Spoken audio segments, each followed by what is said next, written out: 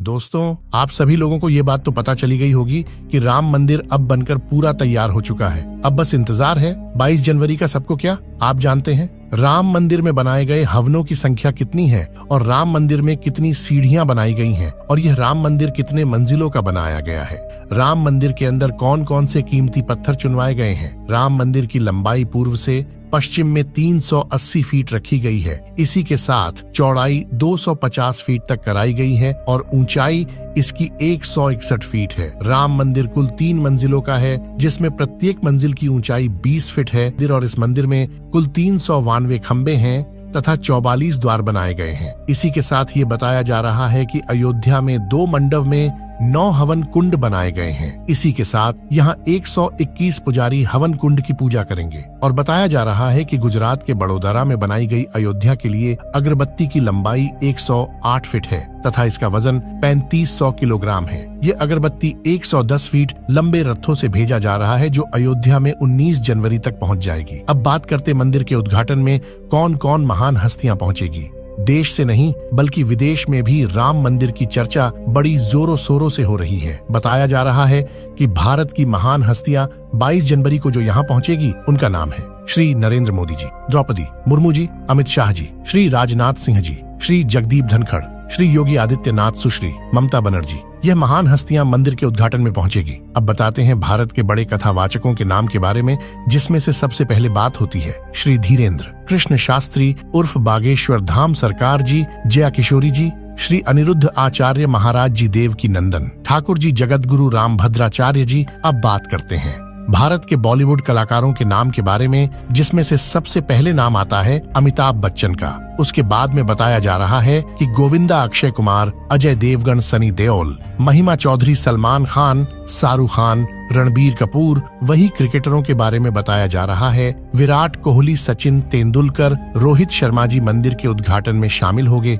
लेकिन अभी कुछ ऐसी चमत्कारिक घटना सामने आ रही है जिसे देखकर हर भारतवासी हैरान है। जो गिद्ध और भालू हमें पिछले कई सालों से कहीं नजर भी नहीं आए हैं, लेकिन अचानक अयोध्या के अंदर बड़ी संख्या में गिद्धों और भालुओं का झुंड पहुंच गया है। बहुत लोग इन्हें साक्षात जटायु जामवंत का रूप कह रहे हैं, जो भगवान श्री राम के मंदिर की प्राण प्रतिष्ठा में शामिल होने के लिए आए हैं। लोगों को हैरानी इसलिए हो रही है क्योंकि जो गिद्ध और भालुओं की प्रजाति भारत से विलुप्त होने की कगार पर है, साल 2000 के बाद इतनी संख्या में कहीं पर भी नजर नहीं आए और इतनी बड़ी संख्या में अयोध्या पहुंच जाना वाकई में भगवान श्री राम का चमत्कार है। और यह खबर जब मीडिया के अंदर पहुंची तो सब जगह भगवान श्री राम के चमत्कार की चर्चा बहुत तेजी से होने लगी। इस चमत्कार को आज वैज्ञानिक भी मान रहे हैं। आज के इस वीडियो में भगवान श्री राम के मंदिर बनने के वक्त हुए वह चमत्कार बताएंगे, जिसे सुनकर आप भी चौंक जाएंगे। आखिर क्यों नेपाल से 2 जो विशाल शिलाएं लाई गई थीं,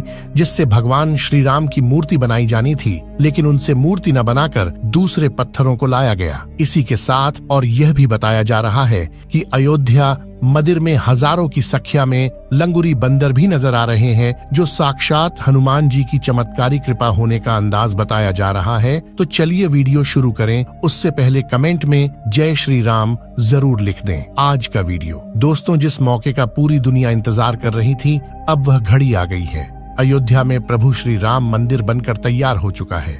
22 जनवरी को राम लल्ला की प्राण प्रतिष्ठा की जाएगी, लेकिन उससे पहले ही चमत्कार के ऊपर चमत्कार देखने को मिल रहे हैं। सबसे पहला चमत्कार तब हो गया जब लोगों को अचानक जटायु के वंशज गिद्ध आसमान में उड़ते दिखाई दिए। यहाँ तक कि भगवान श्री राम के भक्त इन्हें राम मंदिर की प्राण प्रतिष्ठा में आए मेहमान मान रहे हैं, क्योंकि पिछले कुछ सालों में यह प्रजाति विलुप्त सी हो गई थी। लेकिन राम मंदिर की प्राण प्रतिष्ठा नजदीक आते ही अयोध्या के आसपास बड़ी संख्या में गिद्ध आ पहुंचे हैं। लोग इस करिश्मा को देखकर पूजा भी कर रहे हैं, क्योंकि गिद्ध ऐसा प्राणी है जो भारत से विलुप्त हो चुका है। ऐसे में प्रभु श्री राम की प्राण प्रतिष्ठा से पहले ही वह कैसे दिखे, इसे लोग भगवान का चमत्कार मानकर पूजा अर्चना भी कर रहे हैं। अब मित्रों, यह इतनी बड़ी बात कोई सहयोग तो नहीं हो सकती है। कुछ बुद्धिजीवी लोग रामायण के होने पर ही सवाल उठाते रहते हैं। उन लोगों का मानना है कि रामायण असल में एक कहानी थी, मगर आज भी रामायण से जुड़े हुए बहुत सारे ऐसे सबूत मौजूद है जो हर किसी को मानने के लिए मजबूर कर रहे हैं। भगवान राम ने जो पुल बनाया था लंका जाने के लिए, वह आज भी मौजूद है। उसे वैज्ञानिकों ने भी माना है। वैज्ञानिकों ने उसे देखकर साफ कह दिया कि यह कोई प्राकृतिक नहीं है, बल्कि यह इंसानों द्वारा बनाया गया पुल है, और जिस जगह पर वह पुल बनाया गया था वह आज भी उसी जगह पर मौजूद है। उस समय भगवान श्री राम ने अपने चमत्कार से पत्थरों पर राम लिखवाकर पत्थरों को पानी के अंदर तैरा दिया था, और उन तैरते हुए पत्थरों पर कदम रखकर पूरी वानर सेना लंका में गई थी। दूसरा सबसे बड़ा सबूत रावण की खुद की लंका है, जो रावण की लंका आज भी मौजूद है, और यह चमत्कार भी बहुत बड़ा सबूत है। जटायु गिद्ध प्रजाति से ताल्लुक रखते थे, वहीं जटायु भगवान श्री राम के परम भक्त थे। जटायु और भगवान श्री राम के बारे में रामायण में भी कई बार हमें जिक्र मिलता है। त्रेता युग में जब भगवान श्री राम को अपने पिता द्वारा वनवास का आदेश मिला था, तब पंचवटी में भगवान श्री राम की पक्षीराज जटायु से उनकी मुलाकात हुई थी। पक्षीराज जटायु माता सीता को अपनी पुत्री के समान मानते थे। दरअसल जब रावण माता सीता को हरण करके ले जा रहा था, तब जटायु ने ही लंकापति रावण को सीता माता की रक्षा के लिए युद्ध किया था। वहीं जटायु, जिन्होंने अपने पंखों से रावण को बहुत चोट पहुंचाई थी, रावण के शरीर को जटायु ने लहूलुहान कर दिया था। इस संघर्ष में जटायु ने अपने प्राणों की आहुति दी थी। छत्तीसगढ़ के दंडकारण्य में गिद्धराज जटायु का मंदिर है। ये वह स्थान है जब सीता का अपहरण कर रावण पुष्पक विमान से लंका सीता जी को ले रहा था, तो सबसे पहले जटायु ने ही रावण को रोका था। राम की राह में जटायु पहले शहीद थे। राम कथा में प्रसंग आता है जब जटायु के भाई संपाति ने कहा कि मेरे पंख कमजोर हैं, मगर आंख दूर की चीजें देख सकती है, इसीलिए मैं सीता जी को अशोक वाटिका में बैठी देख रहा हूँ। इसलिए लोग इन्हें साक्षात जटायु के वंशज मान रहे हैं। अयोध्या नगरी के अंदर ही भगवान श्री राम का जन्म हुआ था, जिसका जिक्र वाल्मीकि की रामायण में लिखा भी है। सालों तक चले राम राज्य के बाद जब श्री राम ने जल समाधि ले ली, तो अयोध्या नगरी सूनी हो गई।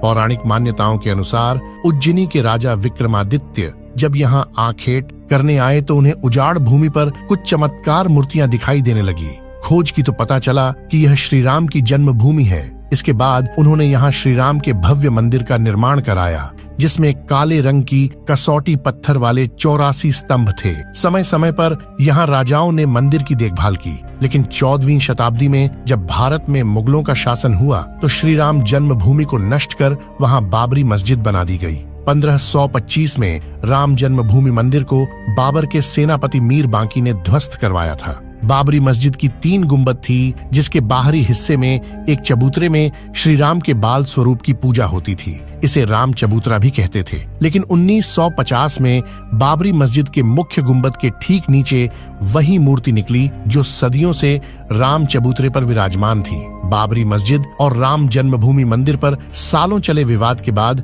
आखिरकार श्री राम की अपनी जन्मस्थली पर प्राण प्रतिष्ठा हो रही है। अब एक सवाल ये है कि आखिर अयोध्या में भगवान श्री राम की मूर्ति बनाने के लिए नेपाल से 2 विशाल पत्थरों को लाया गया था। इन पत्थरों को लाने के बाद आखिर क्यों उन पत्थरों से मूर्ति नहीं बनाई गई? ऐसी क्या वजह थी कि नेपाल के उन 2 पत्थरों की जगह दूसरे पत्थरों का इस्तेमाल किया गया? दरअसल राम मंदिर के निर्माण का काम पूरा होने के बाद फरवरी में नेपाल के काली गंडकी तट से 2 शिलाएं अयोध्या लाई गई थीं।